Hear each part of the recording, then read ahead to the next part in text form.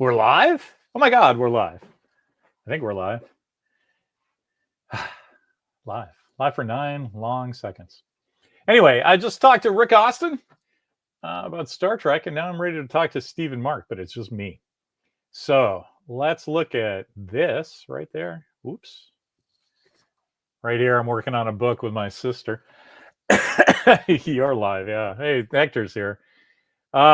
Yeah, working on my sister's doing a charity book for help pediatric cancer heroes. And so she's like, hey, I'm having real trouble doing this. Do you know anybody who could help me? And I'm like, hey, Lise, you understand that I've been doing books for 35 years.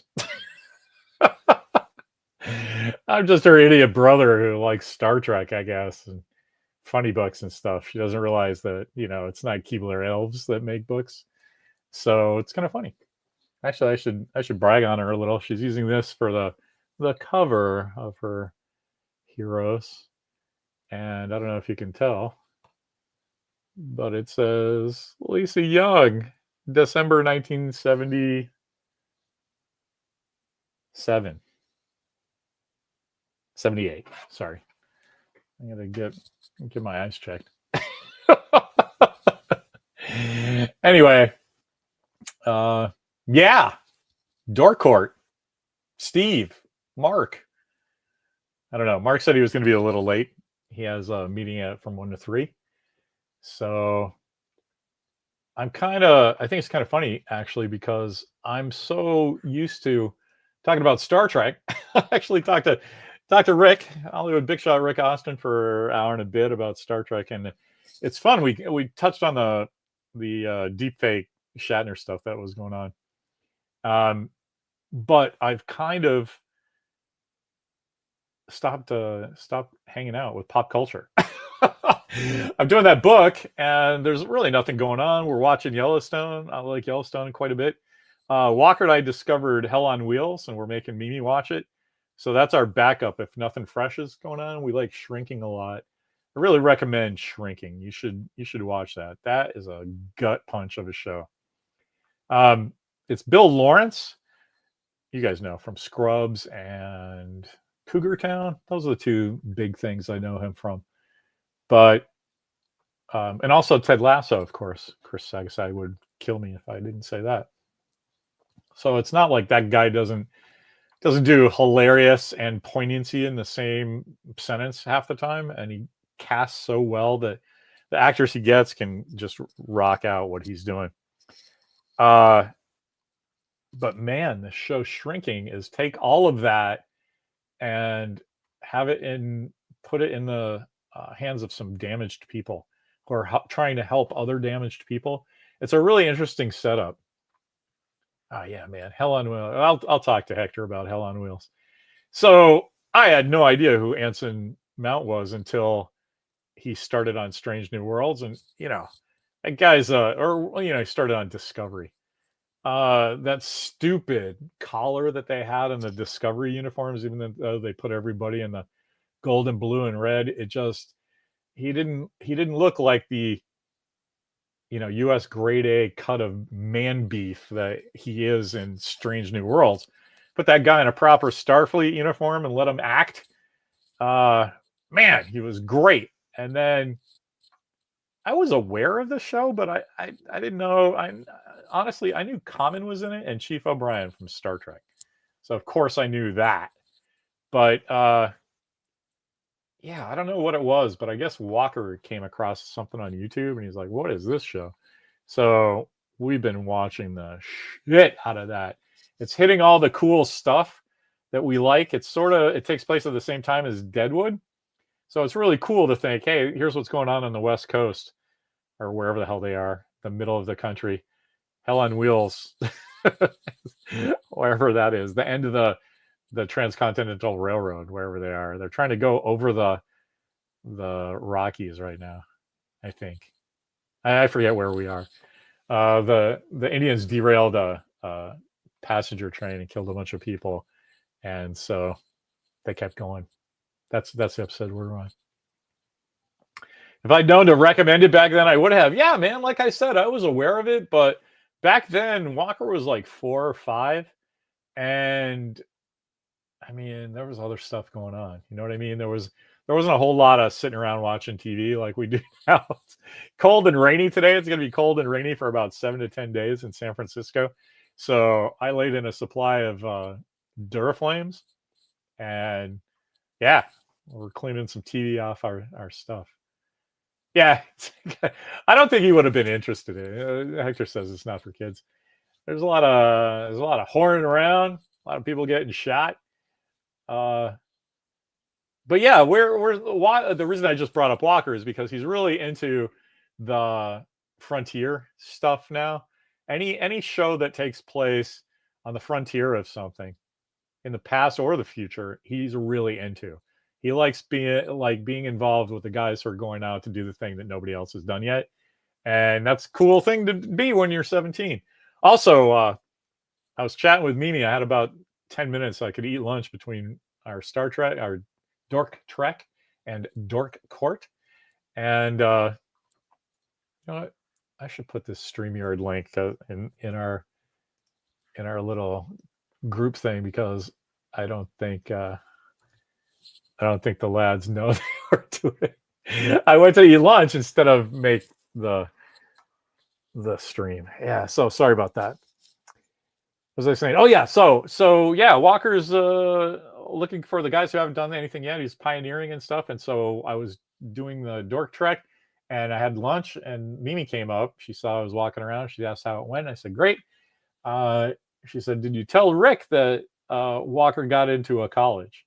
And I did not, because safety schools, 13th grade, you know, he really wants to go to Chapman and Dodge Film School.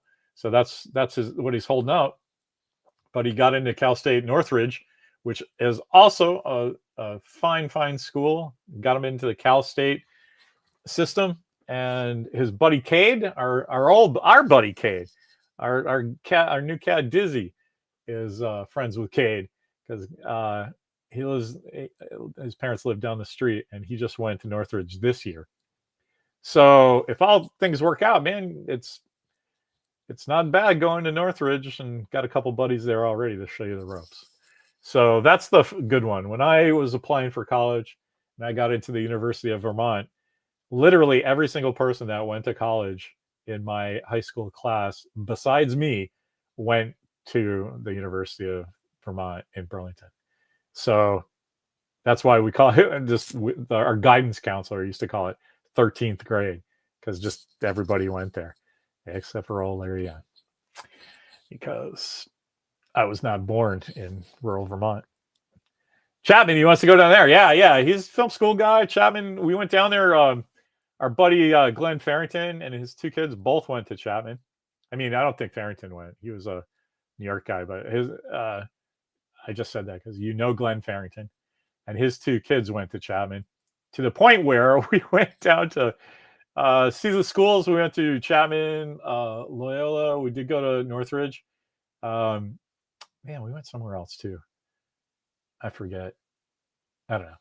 But because he was so in love with Chapman, and man, what a cool school. It made me want to, all the resources they have available, giant football stadium, giant shooting facilities. They have an entire newsroom where everybody learns how to do the camera and be on air and write scripts. And oh crap, I was like, man, I'm going to college with you here. That looks good. But yeah, so that's cool. He got in. So if all goes to shit, he's got a place to go down south somewhere in film. So yeah, I didn't even make any notes for this, because Steve is always good for telling me some weirdo thing that I should know about. And as is Mark. Mark is, I love that guy. I love both of them. But Mark will just go, oh yeah, here's something that, it's just some random thing, and we'll talk for 20 minutes about it because it's so cool. But no, I'm going to give him a couple more minutes, and then I might just kick off, because I got to finish the dust jacket for my sister's book. But that's the last thing, because The interiors are done and complete. And can I tell you something funny? Like, I got 12 emails from my sister in 24 hours.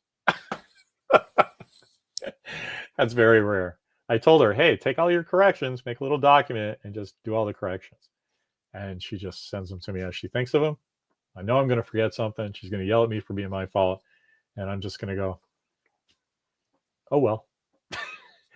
I was going to tell Steve, I saw the first Musketeer movie he was on about. Man, we owe him gratitude. We watched it that day because he was so on fire about it. I watched the first 3-minute pre-credit sequence, and I was like, fuck yeah. The Three Musketeers with Michael York and Raquel Welch and Charlton Heston in 1974 or 5, I think. That's what made me take up fencing. So I fenced for like 10 years because of that movie. And so I was like, I have a big fondness for the Three Musketeers story. And so I watched that first bit and I turned it off. I'm like, this is fucking great. I've never seen anything like this. They just shot D'Artagnan. He's obviously not dead, but I've never seen a Musketeer story start this way. So getting plugged by a cute girl in a stagecoach and then smash grab to Three Musketeers, Part 1, the First Musketeer, or whatever it's called. I was down. So I told Mimi I was very excited about it. And she said, yeah, I'll watch that. Oh, hey, here's Mark. Mark Espino. Oh. Where's Mr. Steve? I don't know. I sent everybody a thing, so I forgot. It was my bad. I did Dork Trek with Rick today at 1, and I kicked off to go have lunch, and I forgot to set this up. So I didn't tell anybody but you and me and Hector, I guess. Hector Gonzalez is here. We're talking about the Musketeers. Great. Did you end up watching that? Just the first one. Did you? So you watched it? Yeah, no, me too. We finished the first one. Mimi loved it too. I knew Walker and I were gonna love it. But, Mimi loved it. The one thing I watched yesterday that blew my mind: Interior Chinatown. What's the first word? Interior. Interior, like a script dialogue. Interior. In New Jersey. I got you, New Jersey. Interior Chinatown. Yeah, that's the title though. That's cool. Oh, it is amazing. Where'd you find that? It's on Hulu. Man, Hulu. That Beavers thing that you told us. I don't know if you had heard, but I was just praising you that one of the things I enjoy about you is you come up with this completely random crap that I would never come across myself, and I always love. So I really appreciate you you doing that. And the Beaver thing was the last one. So Steve's was the Musketeer. They've done other movies, those guys, that Hundreds of Beavers guys, but I haven't seen them yet. I found out a cool thing. Do you remember Danger 5, that Australian thing? The Italian Spider-Man thing was a thing those guys did first. Oh, really? I didn't know that. Yeah, and once you find that out, you're like, oh, of course. It's completely the same sense of humor, right? But I would never have put that together. And it might be a time for a rewatch of Danger 5. So that's just what I was doing. It's on Amazon Prime. I watched 2 of them last night while the family was sleeping. I think they did a thing where they switched the actors for one of the characters. Yeah. But then they time travel back and they get the original guy to come back. So it's like both of the actors in the room talking to each other. So I read up about that because I was like, is that just being funny or is that a scheduling conflict? And that's what it was. That's how the guy just couldn't do it when they were going to shoot. And they were like, well, we gotta recast, man. We have to go. And they're like, just don't kill me and don't fire me. So that's how they did it. They were like, Pierre, you get to be in the same shot with your other guy. So that's cool. I love that. But can I tell you the big news from Walker Young? Yes. He heard from his first college. So if the whole world is destroyed, he can go to Cal State Northridge. So his first that's his first choice? No. That's just the first one to get back to him. The first college to accept him. Sorry. Wow. Yeah. And he was accepted. So listen to this, because this is different from how you and me went to college. Yeah. On Sunday, he just sent an email. And today they send back, yo, what's up, bro? like the most unprofessional thing ever. It's like, we reviewed your application and it looks like you'd be ready to go. So assuming you complete all your senior stuff and graduate, you're in. And he sends me the screen grabs of what they sent, and he's like, "Is this a joke? Is this real? Am I in?" I'm like, "I don't know. Well, let's ask Mommy, but it sounds to me like you're in, man." And so I don't know. I thought that was kind of interesting. It might have just understand the vibe of that. Why they would be like, I don't either, and I'm just telling you what he sent me. So I don't know if that was the initial outreach or if he asked a question, they sent back something a little more informal. I don't know, but I get this thing and I was like, yeah, I see why you think this is fake. Yeah. It sounds like one of your friends wrote it. Make sure to send us your social security number in preparation for you showing up next week. Yeah. Zanzibar is ready to have you. There's also another interesting thing that happened is that in order to get this information from the school that you're interacting with, they set up a student ID email for you. Walker Young at Cal State Northridge or whatever it is, right? And that's how they communicate with you. And so if you don't go to that school, they just delete it because who cares? But if you do, they've already set up your student email, and you have all of this information when you get to the school. So I thought that bit was pretty cool. Hey, Steve Euchre. Hey, Mr. Steve. I thought it was yesterday. I mean, I thought it's tomorrow. I'm like, all my days are all. Who are you? When did you do your trek? The Dork trek today at 1:00. Oh, okay. So I had all the days mixed up. I did too, because I was like, great, I got 20 minutes to go have a sandwich, and I forgot to even set up that this was going on. So I figured you guys got confused. If you went and looked at StreamYard, there was nothing there because I did it at 2:57. No worries. What we got a bunch of guys here. Randall's here, Hector's here, and we're here. So that's cool. Nice. What'd I miss? Anything good? What are you guys chatting about? We were giving you some love for turning us on to Three Musketeers. Oh, Hector, did you watch it, Larry? I did the whole, just the first one. We haven't got to the second or third one. Yeah, but Walker and Mimi and I, all three of us watched it and all loved it. It was great. Yeah, it was fantastic. Yeah, that's awesome. You have never the author of, I don't know if you know, but Steve Euchre is the author of. Wait, have you not seen this? So Steve said to me, "Hey, wait, you have not seen this Three Musketeers? I heard you started fencing because of the Three Musketeers movie. You need to watch this." And I watched that first pre-credit sequence. Yeah, and I was like, I turned it off. I was like, okay, this is great. I'll wait till Walker gets back from football because we're watching this tonight. Yeah, and it was fantastic. Oh, good. Yeah, like I said, it's just. Randall, you nutsack. Three Musketeers? I like the candy bar. Well, as I said to you guys, I watch so He's much. I watch so much shit. It's nice that every so often I get rewarded with something that's like, oh, this is actually pretty good. So, all the crap you watch though is the kind of crap I enjoy. So I would never say, oh, you watch garbage, because I do too, I guess then. But yeah, I watch a lot more garbage though than I think you think I watch. So, what do you got? Steve, I was talking about that show Interior Chinatown. I got it out that time. Interior Chinatown. Is that the thing you posted on Instagram with like the guy floating into the sky? Yeah. I don't know anything about it. What is it? So, quick non-spoilery spoiler. It's basically if Law and Order was a real world show, right? But the people in it knew it was a TV show. So Skye from Agents of S.H.I.E.L.D., she knows the world that they're in. Okay. So she goes and finds an extra who's just like a background character and is like, with your help, I can solve this. And he's like, I don't know what you're talking about. So at one point, she takes him through the soundstage to a beer commercial where everyone's just partying, having a good time. And she's like, all right, cool, we can talk here. No one can hear us, whatever. And he's like, wow, this place is amazing. Like, everyone's so tall and beautiful and happy. She's like, you don't know, do you? And he's like, no, what?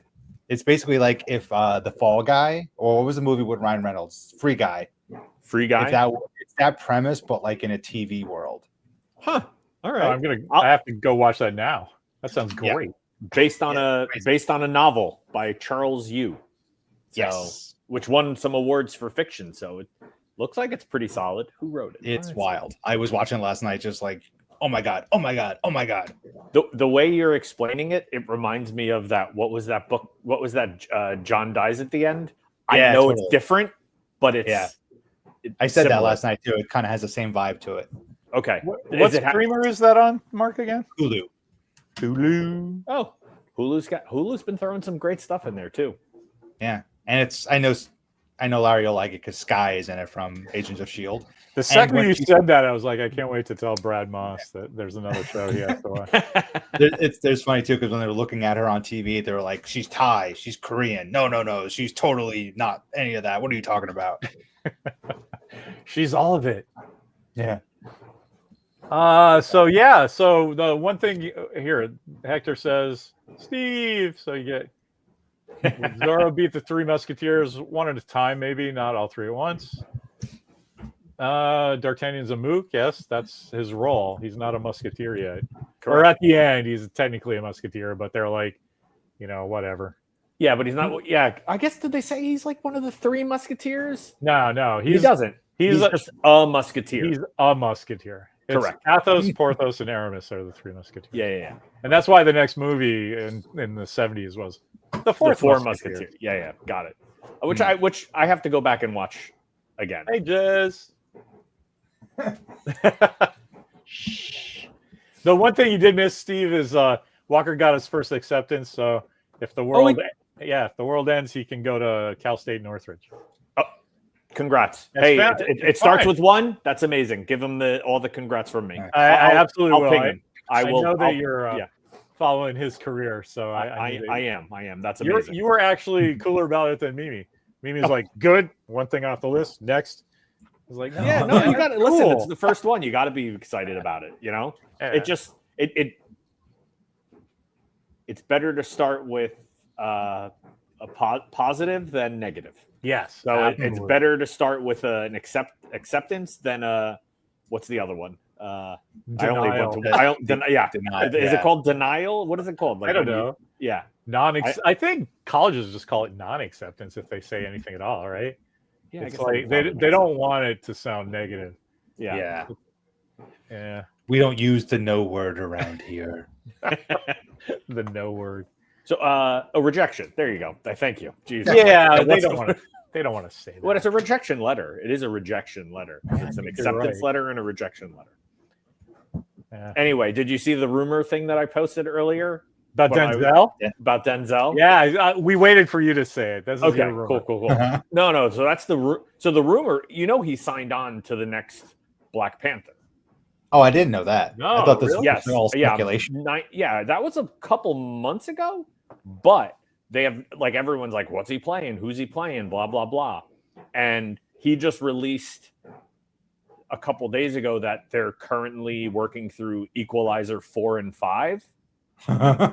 But I think that's cover because he's going to be Black Panther. a multiverse Black Panther. Man, don't hire Denzel Washington to not put him in half of that movie. Right. Yeah. Right. Make him Black Panther for that movie, and have everybody just like, what? Like, and you know what? This is what I would do if you got Denzel. You make him the king. Well, what T'Chaka? Yeah. Oh yes. Yes. Make him that guy, and then have everybody go, what? Yeah. Don't even. Yeah. You're right. Don't make him dead. The new. Don't make him here. T'Challa. Make him right. Exactly. Yeah, and then you're like, yes. And then you roll with the new Black Panther. Yeah, his Right, son. Exactly. But it's even better because if you think about it from that perspective, this goes back to our theory with the whole getting Tom Cruise to play Tony Stark. It's essentially the same thing. It's like if you do Secret Wars in any capacity, you get Denzel Washington to sign on for 2 movies. Right. 3. 3. We're just gonna. We're not gonna. You star in this one, but we need you for a couple other ones. You've seen what happens with Thor and Cap. And he's like, yeah, okay, Right. that's great. Yeah, Right. Loki's walking and turns into you for one movie. That's all we're talking about. Yeah. Okay, cool. Man, that's gonna be But great. I think it's a no-brainer. But anyway, I saw that rumor mill posted somewhere, and I was like, I saw someone did, and I think that's AI generated imagery. So I was like, Totally. well, I'm sold. That's I'll okay. take it. That's enough. Yeah. Proof of concept. There's good old Randall going acceptance letter from the University of the Streets. But I did that to say this: what if he's Kang? So who wants to take that one? Like, who wants to yell at Randall? You know what? Everyone's I don't Kang. even think. Well, I don't No, even think you need to even acknowledge Kang anymore. They It just forgot doesn't who even. Kang is, Randall. Yeah. So you need to too. We are never going to hear about Kang again. Scott Kang is Lang not- handled it. Kang is not. Yes, exactly. There, you know. I think you came up with that, Mark. Right? All we need is just a shot Yes, he did. of Paul Rudd going, yeah, I took care of Kang. What's everybody crying about? I beat him. Yeah. What's going on? Yeah. Anyway, Yeah, that was the that. interesting one, and then the other one that I think I posted with yesterday or the day before is Daniel Cragen talks to play Sergeant Rock. yeah, for- I'm actually down with that. I think that. I think that's great. cool. The other time, remember Arnold Schwarzenegger was doing that in the 80s. He was circling Sergeant Rock, and He was Sergeant Rock. Yeah. And I remember me and all my nerd buddies at the comic store, we were all like, it was a split faction. Like half of it was like, how can you have Arnold Schwarzenegger? You going to sound like this? That's not Sergeant Rock. And it's like the other half was like that. Everybody in World War II was an American, and they were all from other places because they're Americans, like how it is, and nobody wants to admit anymore. But fucking America is all from someplace else, man. So why wouldn't he be Sergeant Rock? Yeah, it was. Yeah. If I remember correctly, I had to renew my brain. It was him, Shane Black, and McTiernan trying to do it because it was after the success of Predator. Oh, That's what they wanted to do. In fact, in Predator, if you know, like the scene at the end where they're showing like all of the mercenaries, Yeah, smiling. Jane Black is reading a Sergeant Rock comic. Oh, that's cool. Right. Yeah, I totally remember So that. it was like that's their like almost like They were the saying joke- that's next. He was hinting that's next. Oh my god, I want to live in that world. Yeah. Anyway, That- never that- got made. Can you imagine? That'd be a good movie. Which I think, if I remember correctly, it's not a real Sergeant Rock comic. They made they a just made it Sergeant for Rock the- comic Huh. for the movie. Why would they do that? I hold on. I got to confirm that. Anyway, Anyway, can you imagine an AI generated John Wayne as Sergeant Rock? Yes. Oh no. I can't imagine that. Do I want to? No. Thank you for making me, Randall. Now we are not friends anymore. get it out of my head. No. Okay. So hold on. Let me see if this works. Yeah. So at the end of, he's shown reading Sergeant Rock 408. Oh, okay. Anyway. Huh. I wanted to triple check it. Oh, So it was a real comic or fake? it was a real comic. It was real. Okay. I always mentally thought it was fake. So, yeah. Listen, Steve, what's that puzzle piece in that display box by you? these. Yeah. Do you know what the Gathering of the Juggalos is? Yes. So that's like the ICP's big thing. So these are all of the. I keep on winning them on eBay. They're all like every Gathering of the Juggalos. If you wanted to go, this is essentially your ticket. It's like metal. They're metal. Yeah. That's pretty cool. I saw one online once and I was like, oh, that's kind of cool. I got to get those. And now I have 5 of them. 6, 7, 8, 9, 10. Oh my I have God. 10 of them. You can't really tell, but Jesus Christ. more than I want to admit. Something similar happened to me with just challenge coins. Like I made our challenge coin and I thought that was cool. And so I started collecting space themed ones. And then people would give me their challenge coins. And then I started just like doing mercantile tokens. Do you know? I remember. Well, I remember Yeah. when we were at Alameda. I think you found one that you were like, "What did we find that one time?"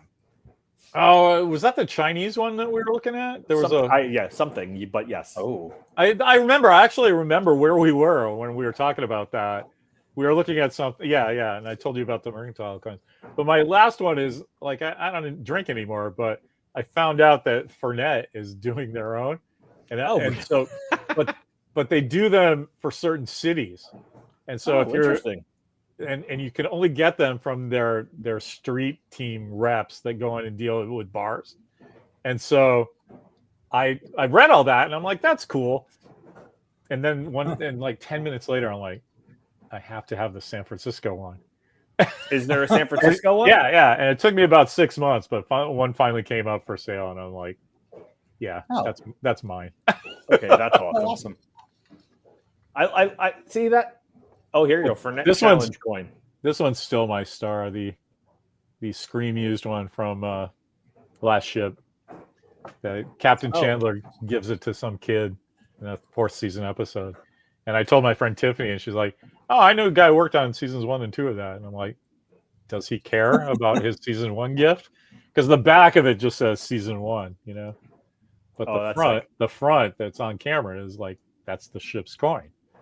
Oh my god, I love that. I keep it next to my computer. I love it so much. Yeah, that's it exactly. That's very cool. Very, very cool. I actually got it for $5 less too, so I feel pretty. That's awesome. Like I got a deal. Yeah. So challenge coins. So I was talking with Walker, and he goes, I said, you need a Front Yard Films challenge coin, and he goes, oh, I have a Quatlu, and like he doesn't care. He's like, Quatlus are fine for him. Well, which speaking of which, ironically, speaking of Comic-Con related things, have you heard about all like the fiasco with like the tickets going on sale, and then the site bombing, and then them like a handful of people getting tickets, and then them revoking them? And I didn't hear the revoking part. No. Yeah, so like because people made it through, they're gonna make it. Everyone's going back into the pool again. It's like anyway. I cannot imagine they have not solved this yet over the years. You know what it is? They change their deal every year, trying to improve it. Yeah. And so all they do is just introduce errors. Yeah. I did hear though that they're doing the best thing possible. Is they're just going, all that stuff that happened, I'm sorry, it's just screwed up for everybody. We're going to start over after the holidays. Yes, exactly. Like, don't worry about it before the holidays. We're going to do it after. That's all they can do, and I think that's the fair way to do it, right? Yeah, because you can't. Yeah. Otherwise, it's just messed up. But it was like I remember like a couple of years. It was like you had to have a membership, and then if you didn't have a membership, you didn't get the link, and then if you didn't get the link, you were ready. Like they were all these like weed out points. Yeah. And I feel like now it's to the point where it's just like you registered, you're in the open queue, and if you get through, you get through. And I don't know. My buddy Vinny always gets it because he volunteers. Mm-hmm. So like if you volunteer, you get like, I don't know, you get access 5 minutes before everyone else. Yeah.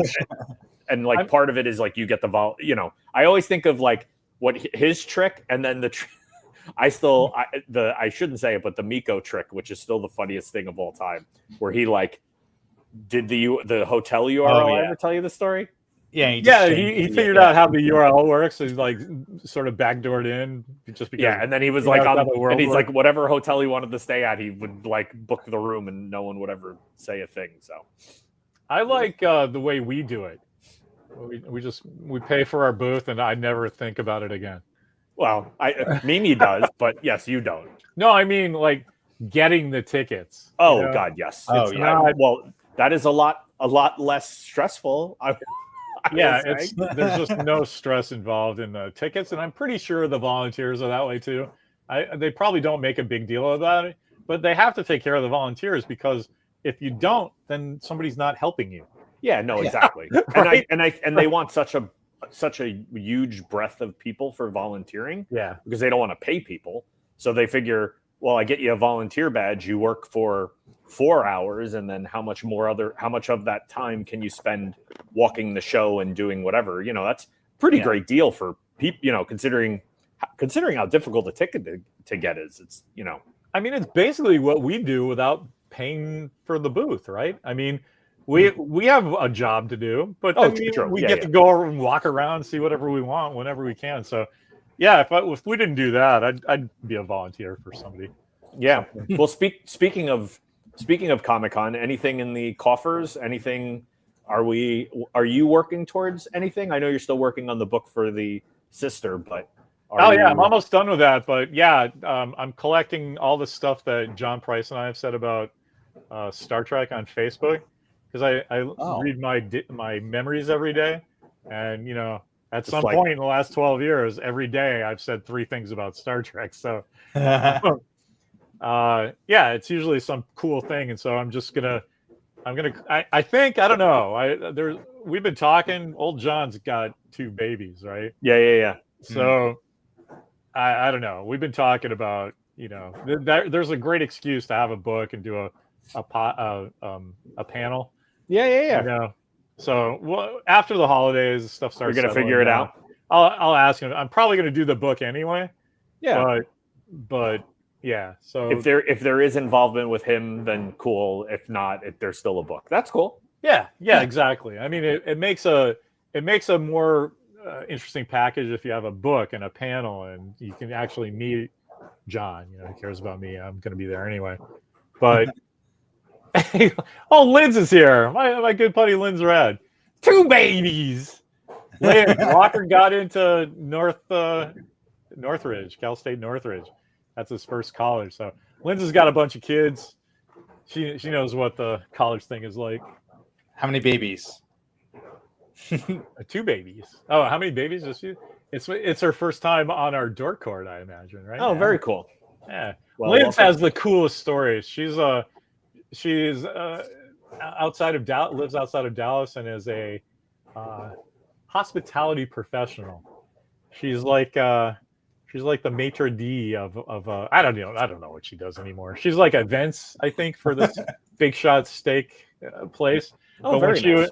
when she was a server, they had a shooting in Dallas, and there was a guy next to the glass window, and she's like, "Sir, you got to leave." And he's like, "No, I'm fine. I'm Israeli. Can I have some scotch?" I'm just watching the stuff. So she has all these interesting, very interesting restaurant stories. I was gonna say, wasn't someone else shot in Dallas? Isn't that 3 adults? Yeah, no, this was a while ago. Okay. Yeah, I was right. Event coordinator. They killed 5 cops, and I got them scotch. There you go. All right. Yeah, I had that story mostly right. That's amazing. Yeah, Linz is awesome. She's one of my friends that is full on gonna throw down about the Oxford comma and various punctuation and grammatical errors with me. Oh, she's actually the only person I will listen to edit me on something, because she has proven she knows what she's talking about. Everyone else is a nutsack. All right, I'm sorry for interrupting. That got me really excited, though. Good old Linz. Yeah, that's great. New people to the crew. So, and so of course, my thing is all messed up now. All of a sudden. Oh, well. So let me see. So we got, what's it called? Interior Chinatown. That's something I gotta watch. Yes, on Hulu. I've written it down. Okay. I'm literally surprised that I haven't just clocked out and gone to go see it. Just all right. I'm out. I'll talk to you guys later. I'm gonna go watch. Oh, Larry. Larry left. He's watching. Yeah, I make them. Wait, I do have to leave and come right back though. Hold on 1 second. You don't want the Larry thing up in the corner. That's well. He's noodling with the video. I can see it in his screen. So I heard him say, "Oh, my thing's not working," and I was hoping it wasn't something urological. Okay. So what was it? Have you Gladiator 2? Any interest? No interest, right? Yeah, I'll go see it. I love Pedro Pascal, and the Human Torch is in it too. Oh, that's right. Yes, he's one of he's like Remus or whatever, one of the emperors, right? I don't know. I saw the movie poster when we went to go see Red One, and I was like, "Oh, hey, that's half the Fantastic Four." And Walker laughed. And then the next day, I saw they were signing autographs in Spain, the two of them. I did see that. Yeah, he's at a got, Gladiator premiere. Yes. Short blonde hair, and there's all these people going, "We don't care about Gladiator. Tell us what's happening with Fantastic Four." Right. Yes, exactly. I love that.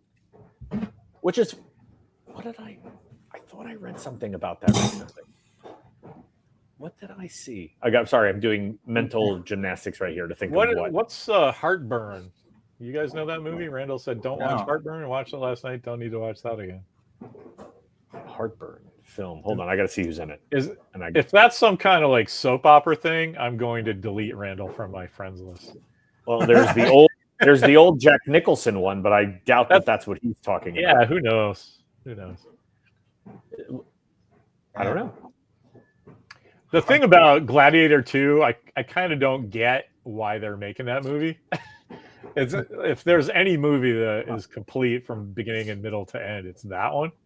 And I have such a fondness for Oliver Reed and all that stuff. We were chatting about that last time. Yeah, so another Gladiator. It's like, okay. Yeah, so once I made that adjustment, it's like, oh, well, this is just the adventures of guys after those guys died. Oh, but I guess the Gladiator is Maximus's son. Whatever. Oh, with Connie Nielsen. Like that's what I got. That's what I get from seeing it. Now, someone who's seen it can clarify, but that's my read into it. Like that's the connective tissue to the first one. That's very Spock's sister, and I don't think I need that, but I'll just squint and watch the Gladiator. Yeah. I kind of want to see it because I'm sure Denzel's awesome in it. So, yeah. You mean the new Black Panther? The new Black Panther, yeah. So you heard it here. I listened to the Lonely Island Seth Meyers podcast, and I didn't realize that one of those guys is directing the new Naked Gun movie. Oh, that's cool. Oh, the Lonely Island guys. Yeah, Akiva. Who is it? Is it Akiva or Jorma? Akiva. Yeah, what's his name? Akiva. But then I looked that up on IMDb. I didn't know that Pamela Anderson is like second from the top of that cast. What, in Naked Gun? Yeah, it's like Liam Neeson, Pamela Anderson. She's actually top billed. Yeah, that's awesome. That's the Priscilla Presley role. That's all. And yeah, exactly. Perfect casting, right? If you think about it, right? Like Pamela Anderson and Liam Neeson. That's okay. I'm totally down with that. That sounds great. That just can't get soon enough.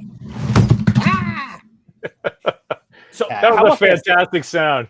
If I was Oscar award-winning sound guy Ben Burt from Star Wars, I would sample that and use it for something. That was a great sound. Tell me that was your stomach rumbling and you needed to eat. That was a cat knocking over a laptop. Well, that sounds good. Maybe it's Iron Giant's stomach is rumbling. The other guy from Lonely Island, I think it's Jorma, right? Yeah. Let's see what Randall said. Oh yes, he's in Finland filming a movie with Timothy Oliphant. Oh yeah. Yeah, so Jorma will just sometimes show up on the podcast, like pop into the Zoom, and then Timothy will show up with him and be like, "Hey, you guys mind if I hang out too?" They're like, "Of course, man, you're fucking awesome." That's funny. He is mentally burned into my brain in that Hot Rod movie. I'll never he'll always be the brother, in Hot Rod. That's why he's friends with all those guys, I imagine, right? Oh, yeah. Well, that's that crew. Did you saw that in the theater with me, right? Or? Yeah, and then Lauren leaned over 10 minutes in and said, "What the fuck are we watching?" This is the worst movie I've ever seen. I honestly think we saw it for my birthday. Because I'm trying to think I think it came out pretty close to my birthday. And I was like, "Oh, I want to see Hot Rod." Why? I have no idea. I caught the first 20 minutes on cable one day. It did not. Okay. And I thought it was great. I'm like, I have to finish this movie someday, where he's trying to be the stunt guy and he's falling over on his bike and stuff. I'm like, I totally get what's going on in this movie, but I don't have time to watch the rest of it right now. You know what it is? It's just one of those films where you go now look at it and you're just like, oh my God, every single actor is now a super famous comedian now. Yeah. And then when you saw it, it was like they were all like riding off of Sandberg's. Like he was the popular one. Yeah, So he's yeah. like, He held the door open for everybody. Yeah, and then you're still like, you know, it's like, oh, you know, Hader's in it as one of his buddies, and like Danny McBride. Yeah, is that the Eastbound and Down guy?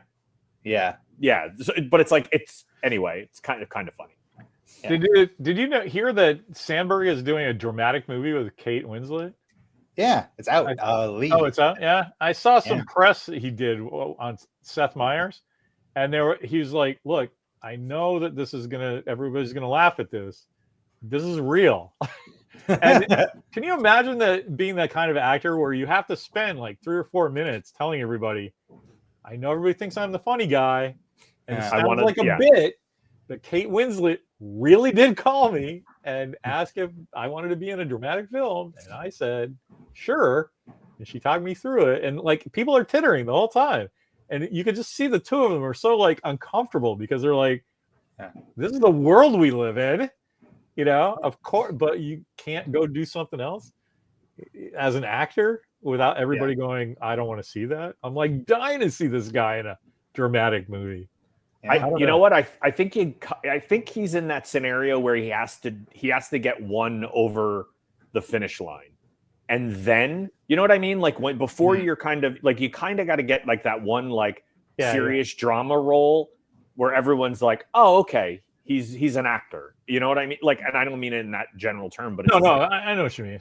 Where it's like I think everyone he has more range than what the audience is. You know what I mean? Like I think everyone gets to that point where you're like, oh, he's doing something that's not his norm, you know? Where, who's a good example of that? Adam Sandler. Punch Drunk Love. Sure. He actually says that in the press. He's like, well, Seth asked him, why'd they hire you? And he goes, oh, Sandler's too old. Well, that's Tom Hanks. That's a good example. Tom Hanks. How about that? That's a really good example. 80s Tom Hanks. Yeah, 80s. I mean, 80s Tom Hanks is like, we can have that argument. I think 80s Tom Hanks is like one of the best comic actors for a run of movies. It's pretty tough to beat him. I mean, he's right there with John Candy at that time. I agree 100%. Yeah. And like Aykroyd, that's probably your three. And then you probably, you know, you can always talk about the Bill Murrays and the Chevy Chases, but like John Candy, Dan Aykroyd, and like Tom Hanks are like everything is solid that they touch during that period. Eddie Murphy. I got all SNL characters. I got to throw this to Randall. This is why I keep you around, Randall. That's awesome. Like you say crazy shit on the regular, and I'm like, what's that fucking moron? But then every once in a while you say something like this, and I'm like, all right, good job, Randall. Which is funny because Jorma played Shaka too. So imagine having to direct. Did he really? Dressed as like a little monkey guy. That's funny. Salisataka. Anyway, Bill Hader's one of my favorites. He's pretty funny. Anyway, I gotta watch that again. The what's it called? The Land of the Lost. I think the girls would probably laugh at that a little bit. Yeah, it's a little raunchy at times. Yeah. Oh, you know what? I might watch it myself, and I'll be the judge if I, you know. Because I know Shaka keeps grabbing the girl's tits. Yeah. Oh, I remember there's this. No. Yeah, I remember that. Yes. But how about this? There you go. There's a nod. Yeah. That's the VHS I need. Yeah, it's not an easy VHS to find. Really? Yeah. Not the easiest to find. I'm like, yeah. Let me see. Red One was pretty good. Oh yeah, I was going to ask you, how was that? Yes. The girls wanted to see it. Yeah, they'll love it. It's very good. You have to save Christmas by saving Santa. So it's pretty good. Not doing well in the box office, though, right? You know what is doing to get well? A win though, huh? Yeah, I guess there's a really weird thing about the production of that. Like because of the weird climate and streaming and stuff, that was actually supposed to be an Amazon Prime only movie last year's Christmas. Interesting. And then Amazon was, because they were doing the thing, Amazon and Netflix were buying theaters so they could show Yes, their shit yes. for a week and be, eligible for Oscars and stuff. For Oscars, that was the And so that was the top of that, and then we're like, okay, we're gonna do this, and then that all started to go down, and people were coming out, and streaming was taking off a little more, but so was theatricals. So they said, well, let's just have it. It was the opposite of burning it on streaming. They're like, let's make this theatrical, but it's after Christmas now, so we have to do it next year. So there were some interesting things. There was a couple of scenes. I knew this going in. And so as I was watching the film, there's a couple of things where somebody has there's key parts of the storytelling where people get clues about with posters that say, June 24th, 2024.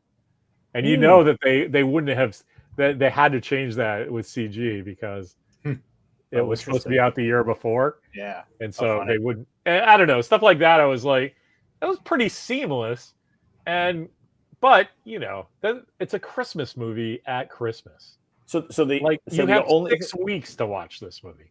So the only thing I heard, and maybe you can clarify, was it didn't have to be Chris Evans. It could have honestly been anybody. Yeah, but that's every movie, isn't it? Sure. It's cool. He does great with it. The one thing that bugs me is Chris Evans related, but it's not his fault. There's a bit where this isn't really revealing anything, but the Rock has a little crisis of confidence and he doesn't see it anymore, so he wants to quit. But his last job is going to save Santa, right? And through the events of the movie, he sees it again and he wants to join. And he's not going to leave, but it's literal in that he can look at adults and see their inner child, right? And so when he says, I don't see it, you think he's saying, I don't see being the head elf anymore. And what he's saying is he doesn't really see, he needs to do that to have his Christmas spirit, right? So bad news for everyone is that the beginning, when they show the inciting incident of why Chris Evans becomes Chris Evans, the kid that they hire looks like a fucking fat kid bad guy in an 80s movie. Right. Right. You look how you look, and the kid's a good actor and everything, but as an audience member, you don't think this kid is growing up to be Chris Evans. Got it. Even if they're making a point that he was a dumpy kid and now he's Captain America, you have to have something in the face that make you put that together, right? Or give him the same haircut or something. And it just you don't get it, and it's the beginning and the end of the movie, so there's too much in between. And the audience just kind of goes. So he's he's the older brother in Home Alone a little bit. Pretty much. Yeah. If the older brother in Home Alone was 12. Got it. Instead of 15 or 30, however old that was. That's funny. Lids is so funny. Pre-serum. Yeah, me too. Captain America pre-serum. There's actually a line from the Thunderbolts trailer I liked when the dad is talking to Bucky and he's like, so what kind of serum did you get? And he's like, oh, I don't know, Hydra, standard Hydra. And he's like, oh, fancy. I liked every line in Thunderbolts. That looks like that's going to be my favorite movie in a long time. Yeah. Oh, where was I was somewhere and I overheard two people talking about how they saw the Thunderbolt trailer and they were talking about how when you see the Thunderbolt trailer, it made them upset that you didn't get another he was talking about how you introduced all these characters, not for the Thunderbolts movie, but you introduced all these other characters a couple of years ago and you never paid off on any of them, like Shang-Chi and all that stuff. Oh yeah. And the one guy was talking about a Shang-Chi 2, and the guy was essentially Shang-Chi, if you didn't get a Shang-Chi 2 yet, why are people pushing for a Shang-Chi 2 movie now? Yeah. Well, you need to do an Avengers movie, have all those characters in it, reinvigorate everybody, and then you could do sequels. Right. Go on. Sorry, Larry. Oh, I was just going to say, this is like the Zack Snyder thing where the audience just doesn't want to wait. Right. It was so clear that Zack Snyder was Marvel is everybody's cool and stuff. And then it's oh, it's horrible and we have to get out of it. And then it's cool again. And DC was this sucks. Even Superman is a crybaby.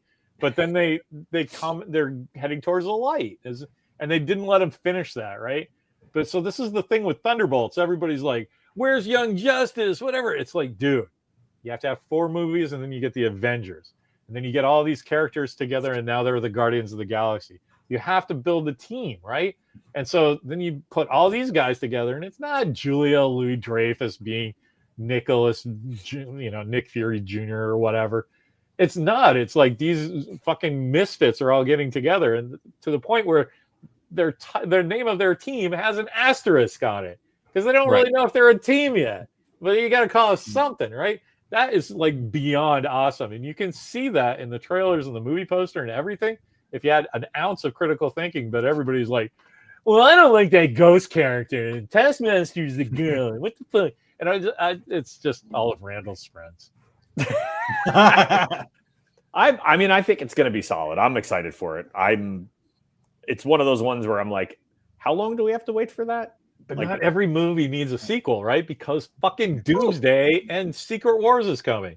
So if you don't think you're seeing fucking Howard the Duck and Darcy like fucking at some point, or I mean, all of these guys are going to be in all of these movies forever. And so maybe you don't have 6 Captain America movies anymore, right? Or maybe you do, but there's 3 Captain Americas. I don't know. I just saw that trailer and I was like, man, I didn't really care about John Walker, but I love him now. Yeah. All right, I'm in. Anyway. But hey guys, listen, I got a call. I have to head out. Yeah, man. Thanks for showing up when you did. Talking. That's awesome. Yeah. Always good to see you. See you next Black week. Friday, Mark. God damn it. Oh yeah, that's next week, right? Yep. On it. Gotta get those dildos ready. No, yeah. All right. I'll talk Good to you luck. later. Thanks, guys. Later, man. All right. See you, Mark. All right. End stream. Yeah, sorry. Wrong button. Okay. Oh man, we could go if you want. I was gonna make fun of Randall. I mean, I didn't have much. I know I showed up late. The short answer is Kevin Feige does what he wants. We just move for a Shang-Chi sequel, then he'll do it. See, Randall, this is what I'm talking about. Don't say stuff like that in public because it makes you sound average. But well, I don't think he needs to even worry about that. I think he knows what he wants to. I think they know what they want to do. So, what? I don't even get this. Compare the new Marvel movies to the election. I'm waiting for people to. Yeah, I don't know. What does that mean? I'm not sure. He's from Florida.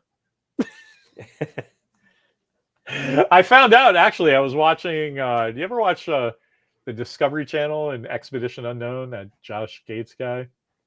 No, I don't. I don't watch a lot of TV, but hold on. Let me look. The guy with a Indiana Jones hat who starts off as exploring the world. Oh yes, I know who he is. Yes. Now I did it because I like Raiders of the Lost Ark, like you and everybody else, pal. But I was watching that yesterday. He was doing a thing about Jose Gaspar, a pirate from 1700s. But he was based in Tampa. So I thought that was really cool, that the little bay inlet where Tampa is. Obviously, Tampa, the city, was not there yet in pirate times. But the last of the Buccaneers.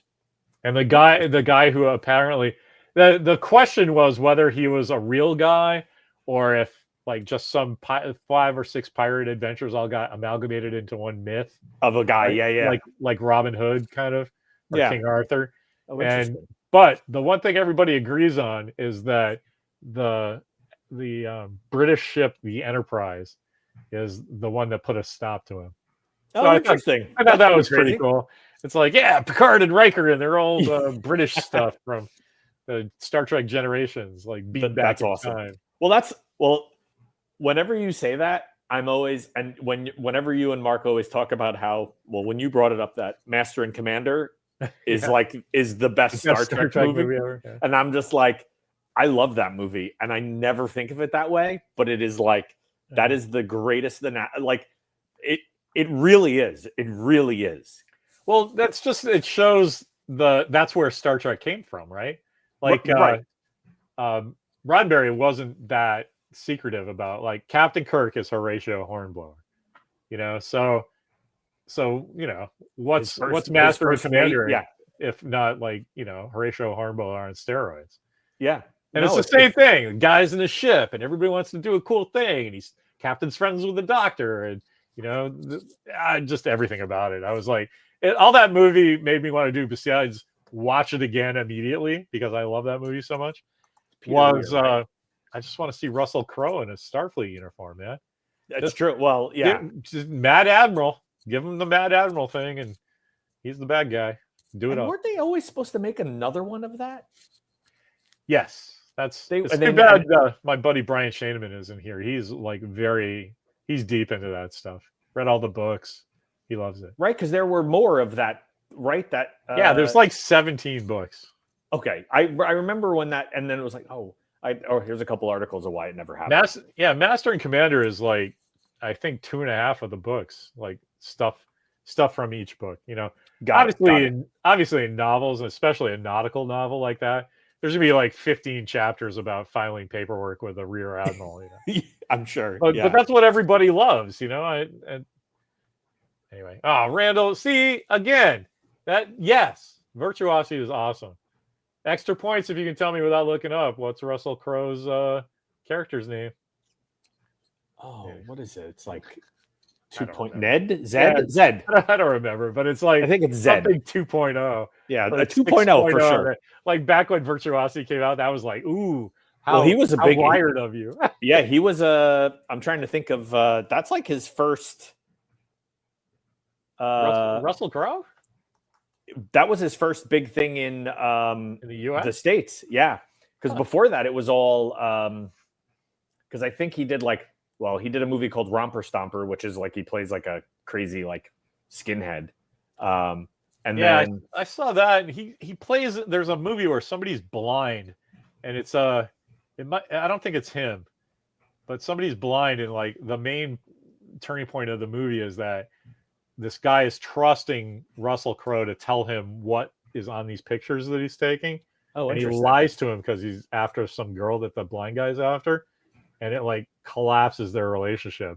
I remember watching it just by myself, going, "Yeah, it's a pretty intense movie."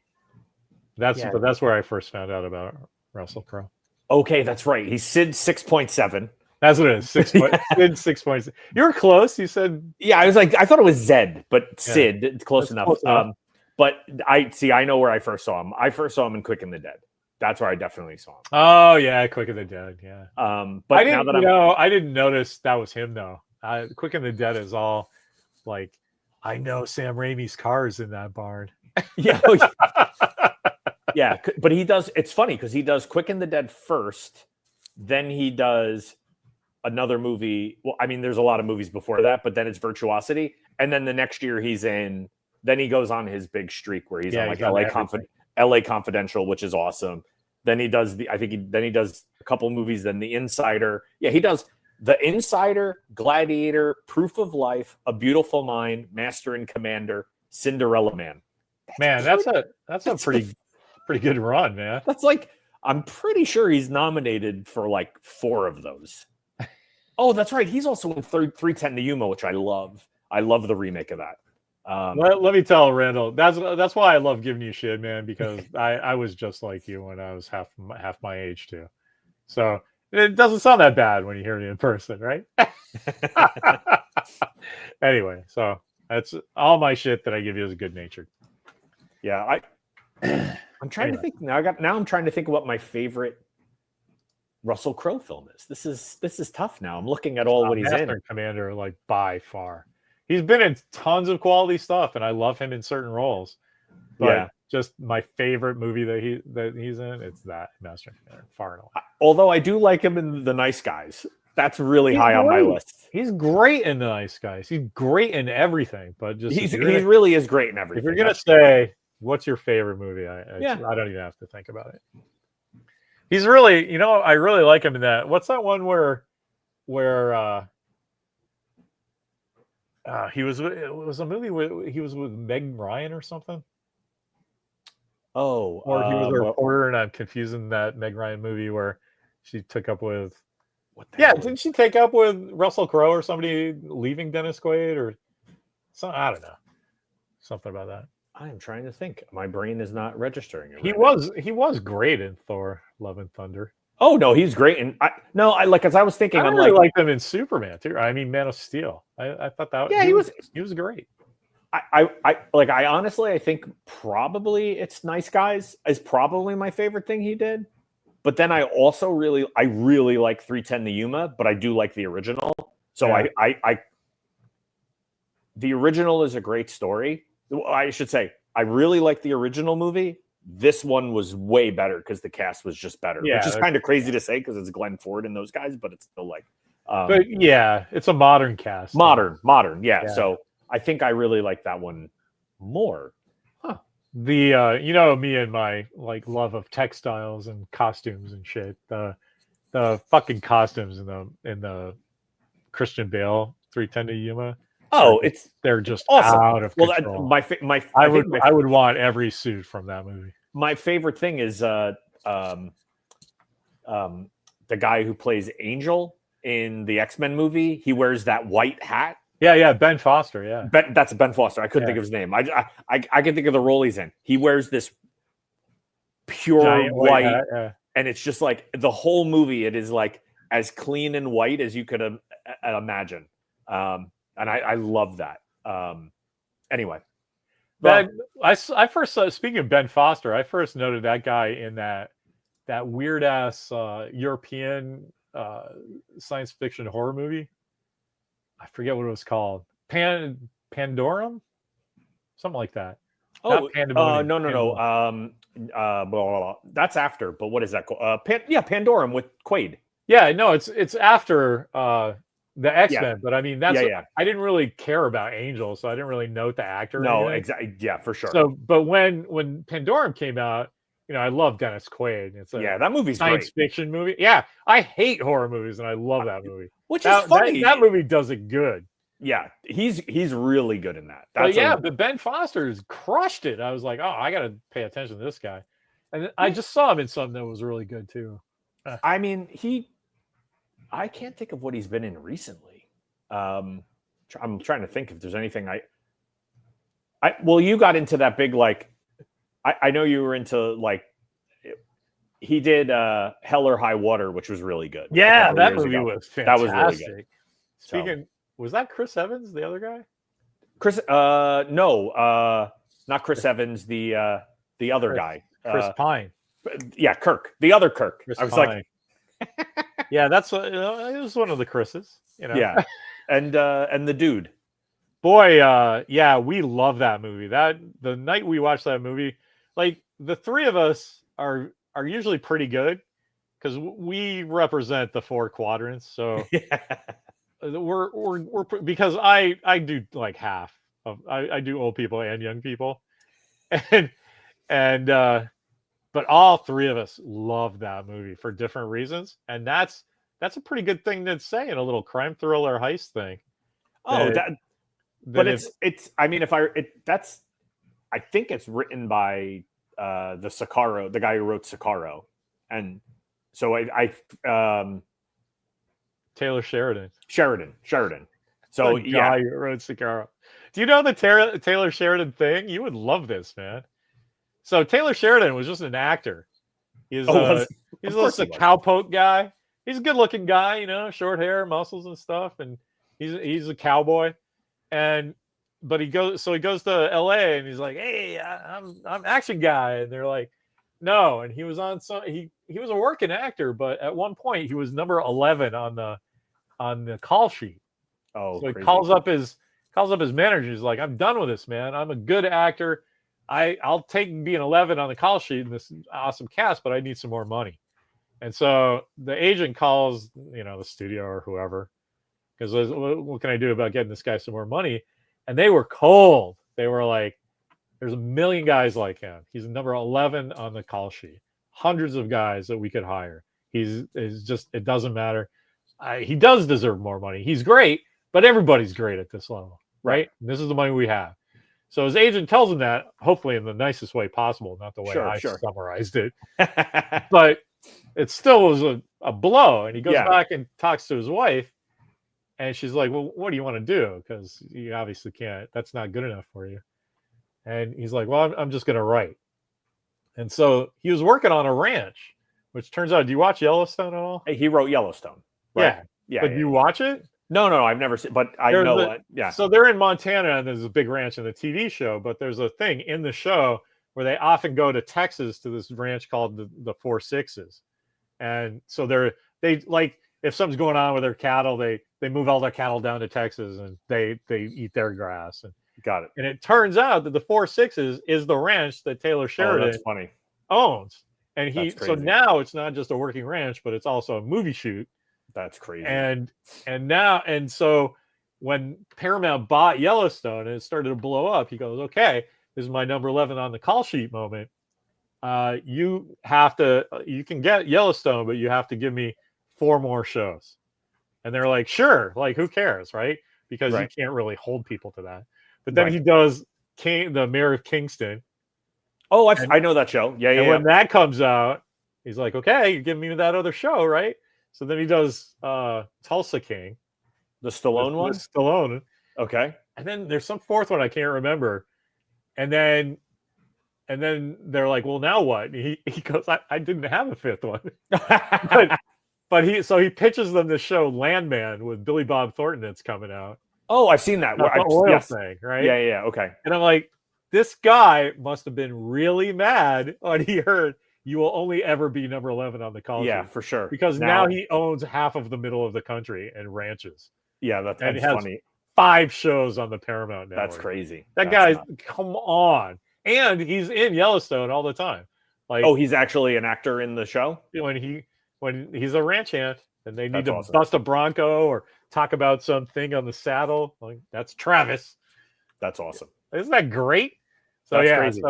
And I know him as the guy who wrote Sicario. But that's the only reason I know that is because I went in this dive. Once I heard that number 11 on the call sheet thing, I read everything I could about that guy because his whole story is pretty inspirational for a big fuck you to Hollywood. Hell yeah. So I'm like reading that and telling Walker all about it. Don't let the bastards get you down, man. And then that was the only new thing that I got from it was like that's how the thing started. He took all his money he got from Sicario and started the ranch and Yellowstone stuff. It's amazing. Based on that thing.